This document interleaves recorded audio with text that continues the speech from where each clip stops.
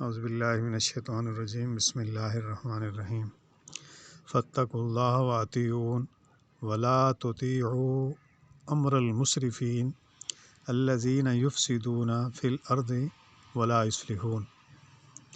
اللہ سے ڈرو اور میری اطاعت کرو، ان بے لگام لوگوں کی اطاعت نہ کرو جو زمین میں فساد برپا کرتے ہیں اور کوئی اصلاح نہیں کرتے۔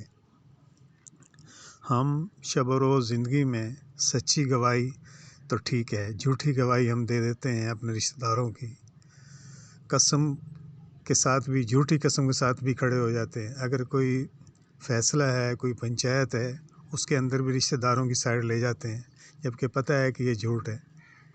یہ سب کے سب زمین میں فساد کرنے والوں کا ساتھ دینا ہے۔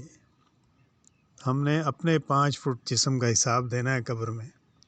اللہ نے بار بار اب یہیں اسی صورت میں کم از کم 5 دفعہ فرمایا ہے، فاتقوا اللہ واطیعون، تقوی اختیار کرو، مجھ سے ڈرو اور میری اطاعت کرو۔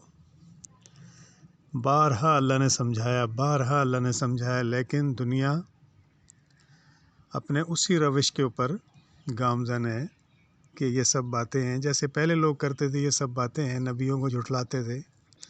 ٹھیک ہے، ہم نے مسلمان ہیں، ہم نے کلمہ پڑھا ہے، لیکن یہ ساری کی ساری مسلمانوں کے لیے ہی حکم ہے نا، سارے کے سارے۔